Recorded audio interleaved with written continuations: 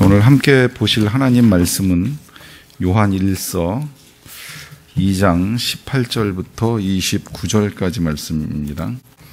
요한일서 2장 18절부터 29절까지 말씀입니다. 신약성경 389면 요한일서 2장 18절부터 29절까지 말씀을 저하고 여러분들이 한 절씩 교독하도록 하겠습니다. 아이들아, 지금은 마지막 때라. 적그리스도가 오리라는 말을 너희가 들은 것과 같이 지금도 많은 적그리스도가 일어났으니 그러므로 우리가 마지막 때인 줄 아노라.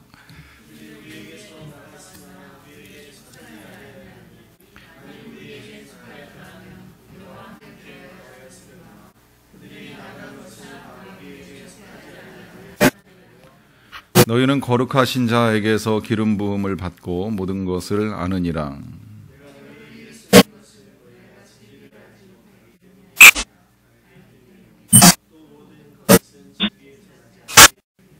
거짓말하는 자가 누구냐? 예수께서 그리스도이심을 부인하는 자가 아니냐? 아버지와 아들을 부인하는 그가 적 그리스도니.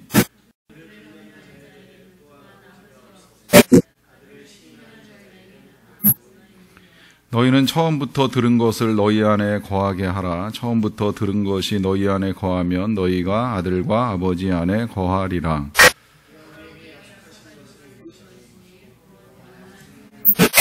너희를 미혹하는 자들에 관하여 내가 이것을 너희에게 썼노라.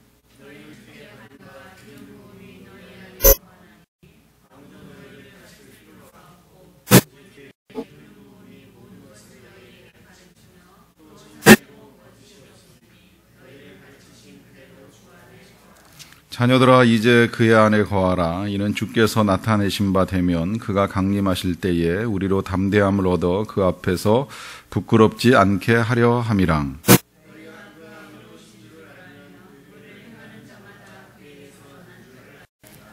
아멘. 시중에 전도를 위해서 여러 가지 교재들이 많이 나와 있는데 그 교재 가운데 우리나라에서 오랫동안 사용된 교재가 이 사형리에라고 하는 교재입니다. 사형리에 대해 들어보셨습니까? 이라는 타이틀로 만들어진 작은 소책자인데 아주 오랫동안 이제 많은 사람들에 의해서 사용이 됐어요. 뭐 다 좋은 건 아니지만 그래도 이 책자를 통해서 수백만 명의 그리스도인이 만들어졌기 때문에 이제 지금까지도 많이 사용되는 책자이고, 이제 그래서 제가 샘지기 훈련할 때 이 교재를 가지고 한 2주 정도 공부를 하는 시간도 함께 갖기는 합니다만은, 그래서 그 공부할 때 아마 보신 분들 많이 계시리라고 생각을 합니다. 그 복음 제시가 끝나고 결신 과정이 지나가고 나면 이제 끝자락에 그림 하나가 그려져 있는데 기차 모양의 그림 아마 기억하실 거예요. 기차를 기관차와 객차와 화물차로 이제 구분을 해놓고 우리 믿음의 상태를, 믿음의 방법을 가르쳐 줍니다. 기관차는 사실이고 진리다. 그리고 거기에 이제 믿음을 합하면 뒤에 이제 감정 내지는 뭐 느낌이라고 해도 좋고, 여기 체험도 같이 집어넣어줘도 좋을 것 같아요. 체험이 따라오게 돼 있다. 기차가 진행하는 방향은 반드시 이제 이 방향입니다. 기차는 뒤로 못 가는 거 아시죠? 반드시 기관차가 객차를 끌고 거기에 달라붙어 있는 화물차가 기관차를 따라가는 일을 하게 됩니다. 우리가 필요한 건 이제 믿음만 갖다 붙이면 되는 거예요. 사실은 변함이 없습니다. 변함이 없기 때문에 이제 진리라고 표현을 하는데, 이 진리에 우리가 믿음을 합하면 우리가 삶 속에서 체험도 할 수 있고, 이제 우리의 감정 상태가 변할 수 있는 이제 그런 능력들을 경험을 하게 됩니다. 문제는 이제 이게 자꾸 흔들려요. 우리가 거꾸로 생각을 하는 일이 있어요. 내 감정, 내 느낌, 내 체험에 믿음을 붙이는 일들이 자주 일어납니다. 그래서 내가 좀 잘할 때는 믿음이 좋은 것 같고 구원받은 것 같고 하나님의 자녀가 된 것 같다가 뭔가 내 느낌이 다운되거나 아니면 이제 경험, 뭔가 내가 하는 일들이 줄어들고 할 때에 내가 하나님께 버림받은 느낌으로부터 구원받지 못할 것 같은 불안감까지, 이 사실은 변함이 없어요. 이 사실이라고 하는 게 결국은 하나님이 우리를 사랑하시고 또 믿는 자를 구원하신다라고 하는 진리인데 이 진리가 흔들리거나 변한 적은 한 번도 없는데 이 귀한 진리를 감정에 따라서 우리가 왜곡하는 일들이 일어납니다. 사실은 우리가 감정을 가지고 살아가고 있고요. 또 경험이 있다 보니까 배제할 수는 없어요. 이제 느낌이라고 하는 걸 배제할 수는 없는데 이제 문제는 뭐냐면 이 감정이나 느낌 혹은 체험을 따라서 우리가 이 믿음을 끌고 가기 시작을 하면 문제는 이제 이걸 사단이 이용을 한다는 거예요. 사단이. 진리는 변함이 없는데 진리를 믿는 우리가 하나님의 자녀가 되고 구원받는 은혜를 누리다 보니까 이 진리를 왜곡시키는 현상 가운데 우리의 감정이나 느낌, 체험을 사용하는 일이 일어난다는 겁니다. 이렇게 조금 이해를 하셔도 좋을 것 같아요. 요한일서 이제 강해를 시작을 하면서 중요하게 처음에 제시됐던 게 이제 사귐입니다. 사귐, 교제. 사귀어야 된다. 누구하고? 하나님과 그 아들 예수 그리스도와의 교제가 우리에게 필요하다라고 하는 말씀을 드렸는데 그 하나님 예수 그리스도는 누구시냐라고 했을 때 빛이신 하나님, 그 다음에 사랑이신 하나님, 그리고 진리이신 하나님이에요. 오늘 이걸 보는 거예요. 지금 1장에서는 빛이신 하나님을 보면서 우리가 하나님과 사귐이 있으면 이제 어둠 가운데 거하지 아니한다라고 하면서 빛이신 하나님과 사귈 것에 대해서 말씀합니다. 빛은 하나님께서 만드시고 하나님께서 하나님의 상징이기도 합니다만은 어둠은 분명히 사단의 일이에요. 빛 가운데 나오지 못하고 어둠에 숨기려고 하는 이 모든 것들이 다 사단의 일이라는 것입니다. 사랑은 하나님의 일이지만 이제 사단은 그 사랑을 미움으로 바꾸려고 되게 애를 씁니다. 항상 사단은 하나님을 대적해서 하나님이 원하시는 걸 하지 못하게끔 우리를 만들어가는 일을 하기 때문에 사랑하는 사람들이 미움 갖고 살도록 하기 위해서 굉장히 애를 쓰죠. 그래서 하나님이 이 어둠의 세상, 혼돈 가운데 있었던 세상 속에 빛을 창조하시고 세상을 만드시고 난 다음에 서로 사랑하며 살아가라고 이제 짝을 지어주시고 그 짝과의 이 사랑 속에서 이제 세상을 다스려갈 수 있도록 만들어 주셨는데 그 사이에 이제 사단이 들어와서 사람들 사이에 이제 미움을 불러일으키죠. 그래서 선악과를 따먹고 나서 아담과 하와가 이제 서로 책임 전가하는 일을 하게 되기도 하고 또 그 이후에 이제 후손으로 태어난 가인과 아벨은 이제 미움 가운데 형이 동생을 죽이는 일도 일어납니다. 이와 더불어서 또 한 가지 오늘 우리가 보게 되는 건 진리이신 하나님이신데 진리이신 예수 그리스도이신데 이 진리를 이제 거짓으로 왜곡하는 일들을 사단이 한다는 거예요. 그래서 진리 아닌 것들을 비틀게 만들고 그 거짓된 것을 따라가서 하나님을 떠나게 미혹하는 일들이 일어나고 있다고 하는 것입니다. 이것으로부터 우리가 참과 거짓을 분리하고 분별하고 우리가 진짜 참 그리스도인으로 어떻게 살아갈 것이냐라고 하는 것을 오늘 본문을 통해서 이제 몇 가지로 좀 함께 정리를 했으면 좋겠습니다. 이 진리를 상대해서 이제 거짓이 만들어질 때에 그 거짓이 만들어지는 원리 하나를 우리가 조금 이해하셔도 좋을 것 같은데요. 진리는 불변하고 변함이 없지만 거짓이 만들어지는 이유 가운데 한 가지는 진리가 존재하기 때문이라고 하는 것입니다. 진리는 반드시 존재하는데 이 문제는 이제 진리가 존재하다 보니까 진리를 가리기 위해서 거짓이 만들어진다 그랬잖아요.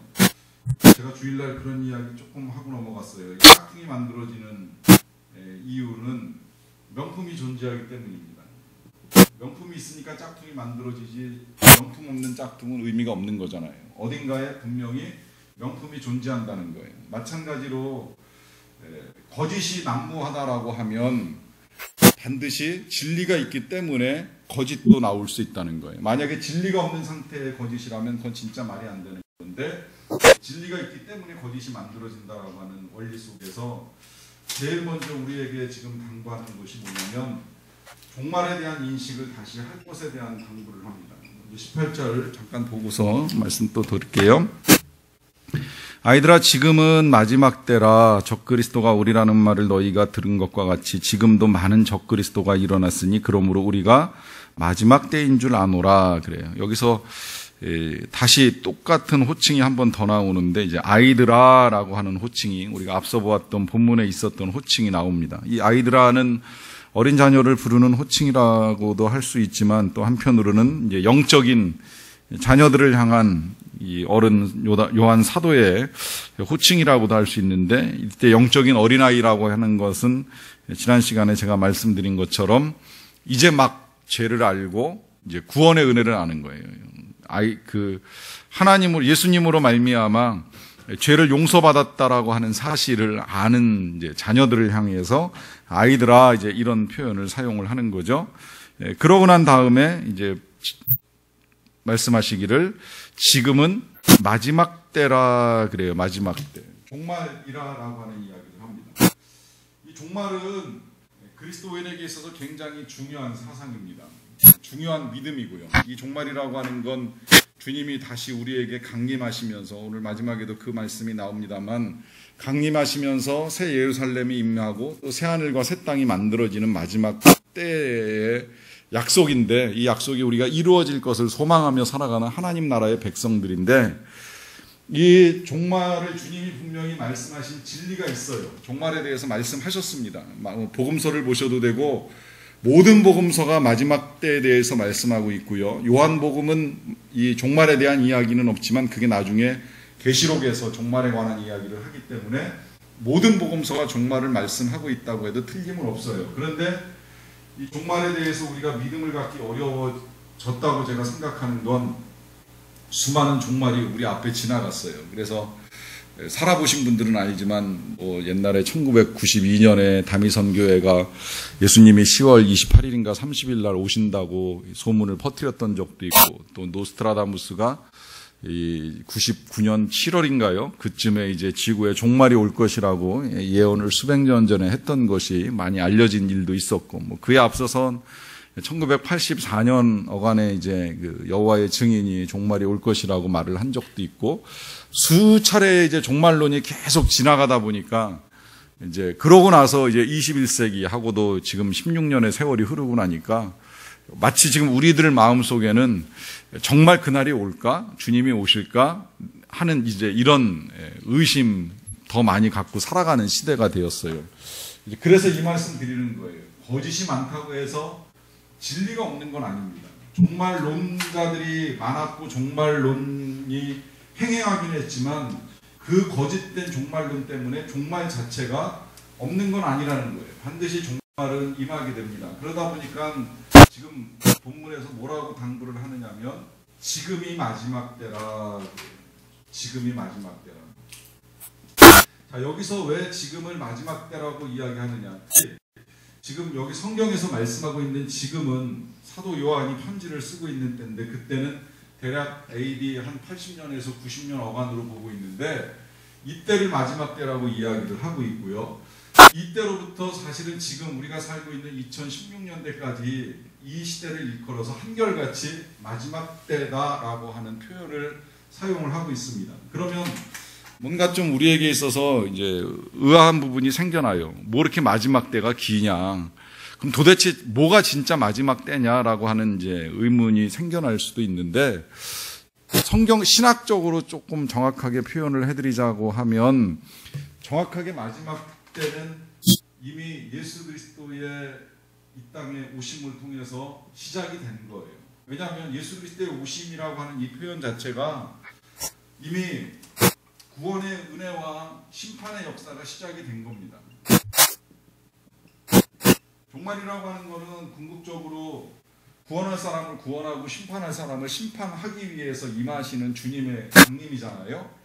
이 강림이 이미 지금으로부터 2016년 전 예수님이 이 땅에 오시면서 시작이 됐다는 거예요. 이게 무슨 말이냐면, 이미 예수님이 이 땅에 오실 때로부터 시작을 해서 구원받을 자와 심판받을 자가 나뉘기 시작을 합니다. 그래서 구원받을 제자들 같은 경우에는 이런저런 우여곡절은 많았지만 끝내 예수님을 따르고 예수님을 믿으면서 구원받은 하나님의 백성으로 이 땅을 살고 하나님 나라에서 영원히 살고 있어요. 반대로 이 구원의 은혜를 받아들이지 못하고 아까 그 구원의 진리 앞에 믿음을 달라붙이지 못한 사람들 같은 경우에는 그 자체가 심판이에요. 그래서 은혜도 모르고 사랑도 모르고 이 어두운 세상 속에서 이리저리 진리를 붙들지 못하고 헤매이다가 그렇게 그냥 이제 인생이 끝나버리는 심판이 임한 거예요. 그래서 예수님이 그렇게 선포하셨잖아요. 내가 땅에 불을 던지러 왔노라 그랬는데 이제 그 불에 대한 해석도 여러 가지가 있습니다만은 그 불이 이미 심판의 불이 붙었다는 거예요. 다 타진 않았어요. 아직 불이 안 붙은 지역이 있어서 이제 우리가 불을 붙이기 위해서 선교를 하고 전도를 나가는 일들은 있습니다만 이미 심판도 시작됐고 구원도 시작된 거예요. 다만 아직 완성이 안 됐습니다. 이제 완전히 이루어지지 않다 보니까 우리가 그 완전한 날을 기대하고 소망하면서 살아가는 거지 이미 마지막은 시작이 되었다는 거예요. 그래서 이제 조금 구분하기 위해서 이미 마지막은 시작이 되었고 지금 우리 시대는 이제 마지막 중에 마지막, 이걸 말세지 말 뭐 이렇게도 표현을 하는데 정말 주님 오실 날이 아주 임박한 이제 시기에 살아가고 있다라고 하는 건 틀림이 없습니다. 그래서 시기를 딱 정확하게 찝어서 이야기를 하면 이제 그게 이단이 되기는 하겠습니다만은 근자에도 기도하시는 많은 분들이 당대에 우리가 살아생전에 주님 오시는 걸 볼 수 있지 않을까 이제 이렇게 예언하고 기도하시는 분들도 꽤 있는데 정확히는 알 수 없지만 정말 주님 오실 날이 임박했다라고 하는 이 사실만큼은 틀림이 없다는 거죠. 우리에게 있어서 필요한 건 뭐냐면 이때나 지금이나 한결같이 필요한 건 종말론적 긴장을 가지고 살아가는 겁니다. 왜 예수님이 곧 오실 것처럼 이제 다시 오실 것처럼 그렇게 말씀하고 가셨을까? 이제 그러다 보니까 제자들도 그렇고 이 사도 요한도 그렇고 많은 사람들이 곧 오실 거야, 곧 오실 거야 그러면서 기다렸는데 막상 오시지는 않고 어느새 2000년의 세월이 흘러버리고 말았는데 왜 그러면 예수님 그렇게 말씀하셨을까? 예수님이 곧 오시겠다라고 말씀하신 저것이 거짓말인가? 생각할 수 없는 건 뭐냐면 예수님이 우리에게 이제 그런 긴장을 주시기 위해서 오셨다라고 생각을 해도 틀림이 없어요. 곧 오신다라고 하는 생각을 가지고 살아가는 것과 아직 멀었어라고 생각하고 살아가는 것의 차이는 굉장히 크거든요. 이 차이를 예수님이 미리 말씀하셨잖아요. 어떤 사람들은 다 맡겨놓고 주인이 잠시 왕위를 받으러 떠났는데 자기 혼자 마음대로 먹고 마시고 놀다가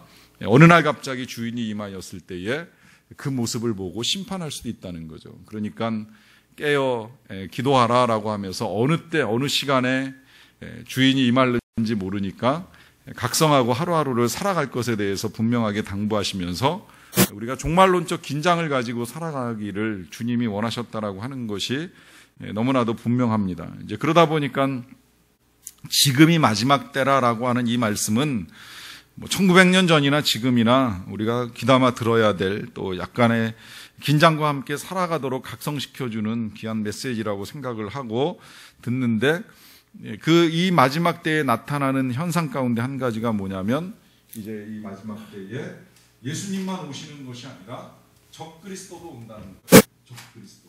적그리스도라고 하는 이 표현이 요한의 독특한 표현이기는 한데 나온 길에 이제 두 가지로 우리가 정리해서 이해를 하면 좋을 것 같아요.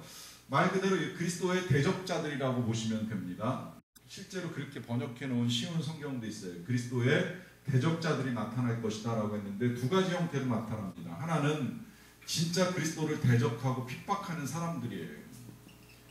그런 적그리스도가 있어요. 특히 모슬렘 지역에 이제 많잖아요. 예수를 믿는다는 사실만 알면 그냥 죽이려고 하거나 고립시키거나 이제 핍박을 하는 적그리스도들이 있을 것이고 또 하나는 뭐냐면 이제 자기 자신이 예수 그리스도처럼 가장한 말 그대로 이제 거짓으로 꾸미는 자들이 나타난다는 거예요. 그래서 내가 예수다, 내가 오시기로 약속된 메시아다라고 스스로를 그렇게 선포하고 나타나는 사람들이 있을 것이다라고 하는 것을 이제 지금 적그리스도가 오리라는 말을 너희가 들은 것과 같이 지금도 많은 적그리스도가 일어났다라고 하는 말씀을 하고 있습니다. 사실 예수님이 이 말씀을 미리 하고 가셨으니까 다행이죠. 안 그랬으면 진짜 되게 혼란스러울 뻔했어요. 근데 예수님이 분명히 세상을 떠나시기 전에, 이제 승천하시기 전에 미리 말씀하셨죠. 내 이름으로 와서 내가 그리스도라 하는 자들이 분명히 있을 것이다 라고 하는 말씀을 예수님이 하셨습니다. 실제로 그렇게 예수님 말씀하신 대로 진리는 정말 정확하게 변함이 없어서 말씀하신 대로 예수님이 승천하시고 나서 한 20-30년 세월이 흐르기가 무섭게 조금만 능력을 받고 조금만 권세를 가지면 예수님인 척 하는 사람이 수없이 많이 생겨났어요. 우리나라에도 예수님 많은 거 알고 계시죠? 이제 다녀가신 예수님도 계시고 지금도 이 강림하셔가지고서 구원받을 자를 모으고 계시는 예수님도 수백 명이라고 하는 이야기를 듣는데 이게 우리나라에만 나타난 현상이 아니라 AD 100년도 채 되기 전에 예수님 떠나시고 30년, 40년 세월이 채 흐르기도 전에 벌써 내가 예수야, 내가 구원자야, 내가 메시아야 이러면서 떠들고 다니는 사람들이 정말 많아졌다는 거예요. 많은 적그리스도가 일어났다라고 하니 요한의 탄식이 그냥 나온 탄식이 아니라 이제 실제로 일어난 사건에 대한 이 요한의 탄식이라고 할 수 있습니다. 이제 그러므로 우리가 마지막 때인 줄을 안다라고 하는데 그렇게 적그리스도가 나타날 것에 대해서 예수님이 많이 말씀하셨기 때문이에요. 근데 문제는 뭐냐면 그런 적그리스도가 나타나게 되면 이제 뒤따르는 현상 가운데 한 가지가 진짜 그 사람이 예수인 줄을 알고 쫓아가는 현상이 나타난다는 거예요. 이게 참 이해가 안 가는 부분인데 정말 참 설명하기 어려울 정도로 그런 현상이 나타납니다. 이제 대개는 능력 때문에 이제 그런 혼란스러움이 생기는데 사람이 처음부터 이 적그리스도가 되거나 또 그 적그리스도에 의해서 미혹받겠다고 결정하고 그 길을 가는 사람은 없었을 것이라고 생각을 해요. 앞서 말씀드린 대로 대개는 이제 강한 능력을 받거나 이제 특별한 은사가 나타나게 되면 이제 그 은사 때문에 사람들이 모이는 일이 일어납니다. 또 은사를 통해서 뭐 기적도 행하고 병고침도 나타나는 그런 과정들을 보면 사람이 모일 수밖에 없을 것 같아요. 우리가 몇 주 전에 그 이빈나 전도사님이 취재한 그 내용을 우리가 설교 시간에 잠깐 들어봤잖아요. 저도 궁금해서 인터넷을 통해서 그 전에 때마침 제가 그 키르기즈스탄의 신학교에 가서 강의를 하려고 할 때 학생 중에 한 명이 신학생 중에 한 명이 TV 조슈아라고 하는 나이지리아 목사님의 그 능력을 얻고 싶어가지고 정말 이해가 안 됐던 건 그 키르기즈스탄에서 나이지리아를 2번이나 다녀왔다 그러더라고요.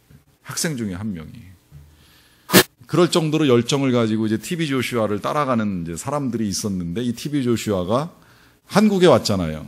왔는 줄도 몰랐어요. 저는 이빈나 전도사님이 이제 설교해주고 영성일기에 그 기사를 조금 이제 알 수 있도록 도와주셔가지고서 이 양반이 여기 다녀갔구나 이제 하는 사실을 알았는데 의외로 많은 사람이 모였어요.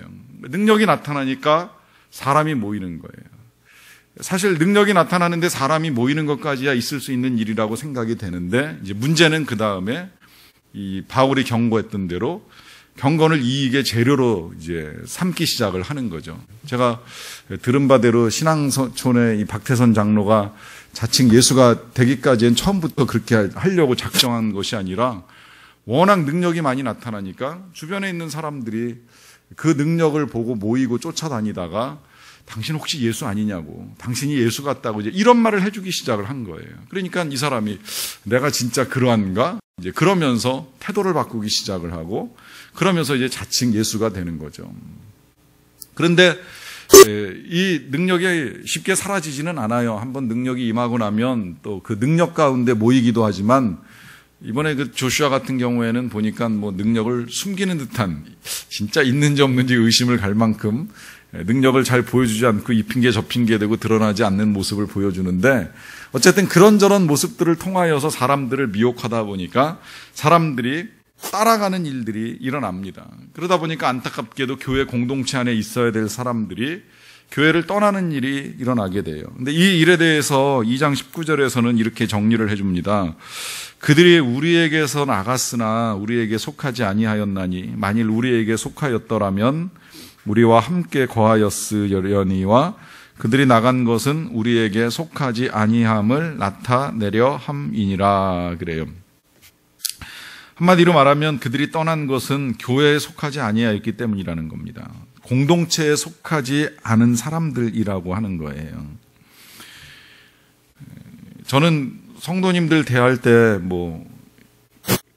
양이니 염소니 알곡이니 가라지니 판단하고 분별하면서 성도님들을 만날 생각은 하나도 없습니다. 그런데 우리 모두가 다 알아야 될 사실 가운데 한 가지는 뭐냐면, 공동체 안에 우리가 몸담고 있기는 하지만 시간이 지나면 우리가 이 자리에 남는 사람이 있고 떠나는 사람이 있을 수도 있다는 걸 우리가 인정할 수밖에 없다는 거예요.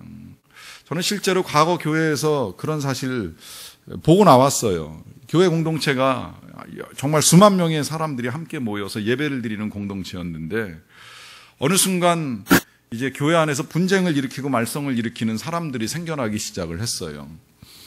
처음에는 그 사람들이 그러면서도 교회에 와서 예배를 드리고 왔다 갔다 하는 걸 보기는 봤어요. 그런데 어느 순간 이제 그러다가 예배실을 본당에서 부속실로 옮기고 또 부속실에서 나중에 선교관으로 옮기고 막 이러다가 결국에는 시간이 지나고 나서 보면 교회를 떠나 있는 걸 보게 돼요. 아예 이제 출석을 안 하는 거예요. 심지어 심한 경우에는 진짜 예배는 안 오고 이상한 회의에만 이렇게 참석하는 이제 그런 경우도 이제 보는 일이 있었는데, 그런 상황들을 지켜보면서 하는 생각이 드는 거죠.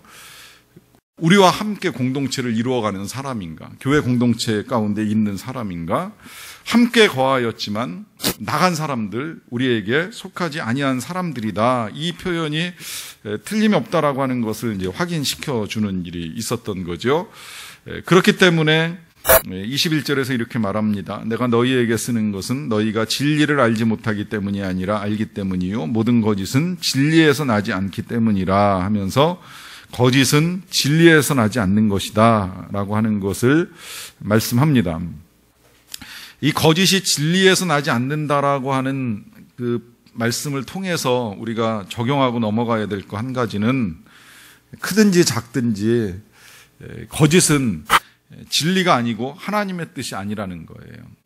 그래서 우리가 자꾸 더 정직해져야 된다라고 하는 생각을 많이 할 수밖에 없는 건, 거짓은 하나님의 일이 아니기 때문입니다. 거짓은 사단의 일이고 진리가 하나님의 일이기 때문에, 그래서 어떤 거짓이라고 할지라도 진리에서 나지 않는다라고 하는 이 말씀에 귀를 기울여야 됩니다. 자, 이제 그렇다면 적그리스도는 누구냐라고 했을 때에 22절, 23절로 넘어갑니다. 거짓말하는 자가 누구냐? 예수께서 그리스도이심을 부인하는 자가 아니냐? 아버지와 아들을 부인하는 그가 적그리스도니, 아들을 부인하는 자에게는 또한 아버지가 없으되 아들을 시인하는 자에게는 아버지도 있느니라 그래요. 자, 적그리스도에 대해서 나왔기 때문에 이제 그럼 누가 적그리스도냐라고 했을 때에 단순히 내가 예수다라고 외치는 사람만이 적그리스도는 아니라는 거예요. 물론 그 사람은 당연히 적그리스도인 건 틀림이 없지만, 여기서 적그리스도의 정의에 대해서 명료하게 우리에게 이야기해 주는데, 적그리스도는 예수가 그리스도라고 하는 사실을 부인하는 자가 바로 적그리스도라 이야기를 합니다. 무슨 말이에요? 예수는 우리가 알고 있는 이제 사람 예수입니다. 마리아의 아들 요셉의 가정에서 태어난 사람 예수가 그리스도는 다른 말로 메시아라고도 이야기를 했었고, 구원자라고 하는 사실이죠. 이 예수가 우리를 구원하기 위해서 오신 그리스도라고 하는 사실을 인정하지 아니하면, 그러면 그가 적그리스도라고 하는 거예요. 이 말은 두 가지 의미를 우리에게 제시해 줍니다. 우리가 두 가지 사실을 인정해야 된다는 거예요. 첫째는 뭐냐면, 우리에게 구원이 필요하다는 것. 다시 말하면 우리가 구원이 필요한 죄인이라고 하는 사실이고, 또 한 가지는 이 죄인된 우리의 죄 문제를 해결하기 위해서는 우리의 힘이 아니라 구원자이신 예수 그리스도가 필요하다라고 하는 거예요. 그 구원자로서 예수님이 하나님의 아들이시지만 이 땅에 오셨다는 사실을 믿으면 그리스도인이지만, 이 사실을 믿지 아니하면 적그리스도가 된다는 겁니다. 그래서 당시에 이제 사람들 가운데 그런 기류가 형성이 된 거예요.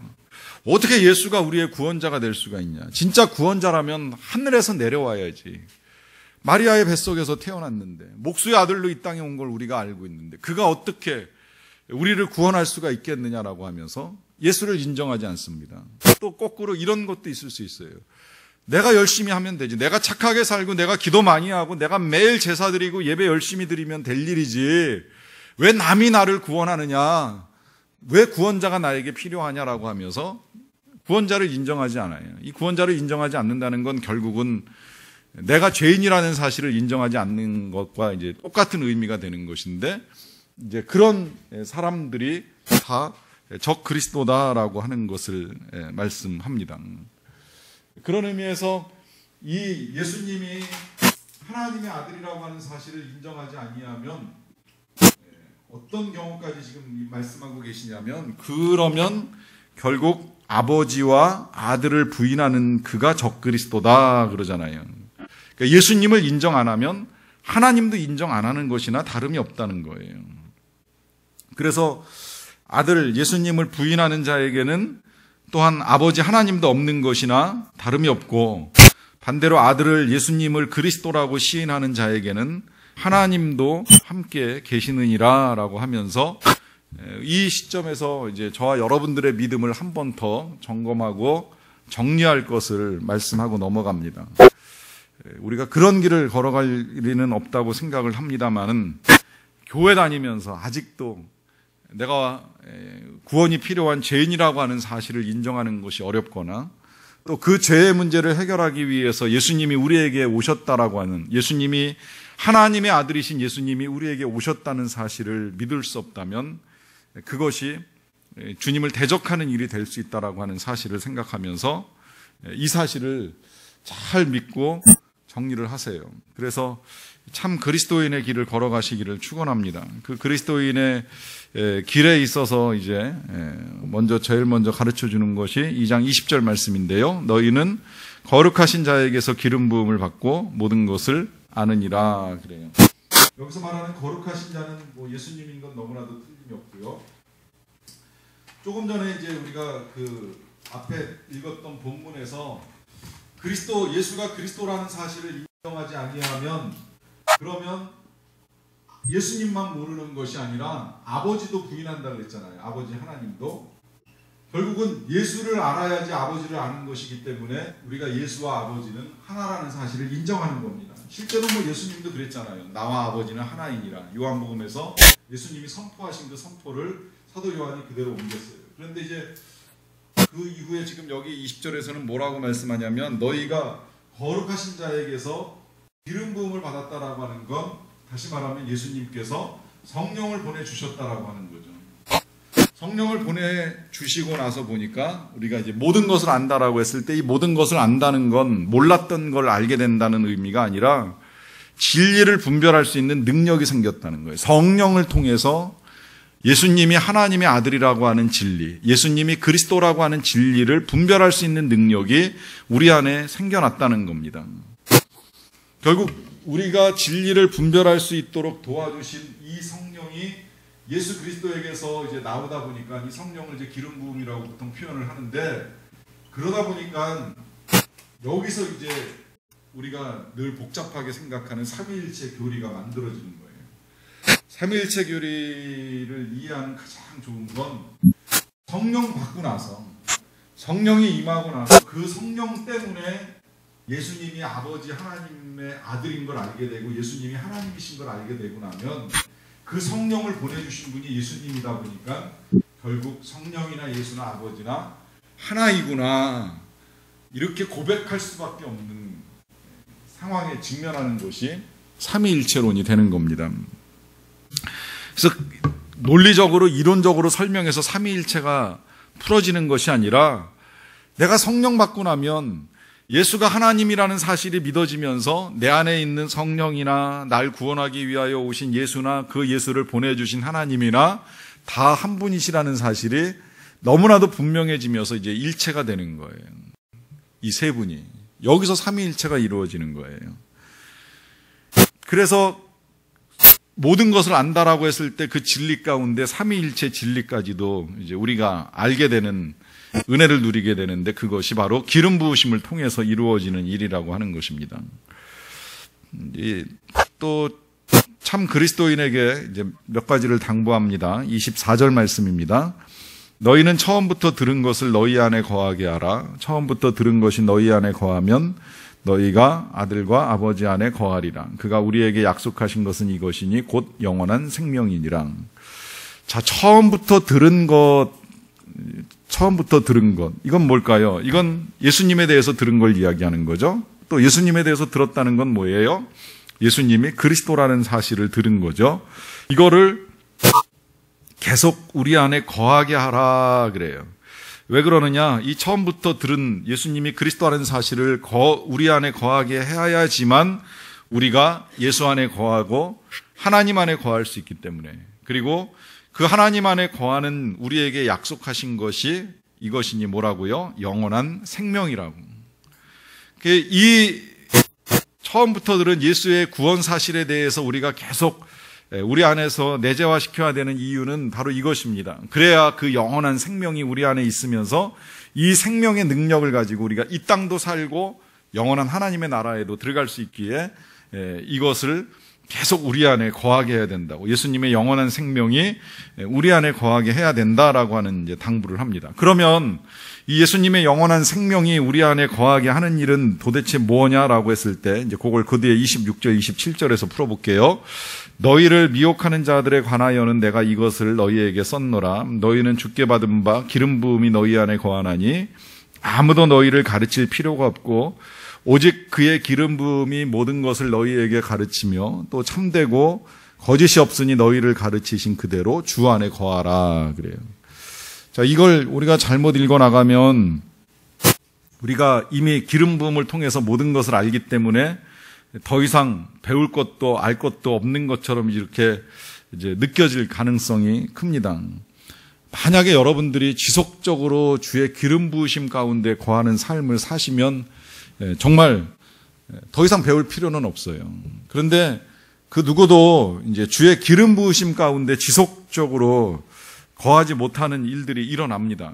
그러다 보니까 우리가 이제 이런 과정들을 통해서 진리를 배우고 깨닫는 시간을 갖게 되는데, 이 과정들을 통해서 진리를 배우고 깨닫는 데 있어서 가장 중요한 건 뭐냐면 주의 성령, 그러니까 이 기름 부음이 우리 안에 거하고 있다는 것을 우리가 늘 믿음으로 인식하며 살아가는 것이 필요하다는 거예요. 다시 말씀드리면 예수님이 승천하셨지만 그의 성령이 우리 안에 임하셔서 내가 이 성령과 함께 거하는 사람이라고 하는 사실에 대한 인식이 필요합니다. 그리고 그 인식은 이제 실천으로, 행동으로 나타나야 되는데 그 행동이 내 안에 성령에게 묻는 거예요. 성령님, 어떻게 할까요? 주님, 제가 어떻게 했으면 좋겠습니까? 주님, 제가 지금 뭘 하기를 원하십니까?